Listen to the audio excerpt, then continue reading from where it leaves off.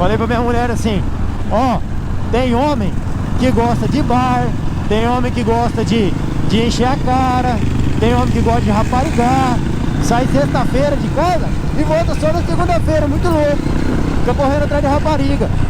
Eu não sou assim não. Eu fico em casa suave, sexta, sábado, de boa. Só que domingo de manhã, minha filha, domingo de manhã, esqueça que eu existo, tá bom? Não sou de beber, não sou de jogar, não sou de fazer nada errado. Mas domingo de manhã, esquece o pai, esquece.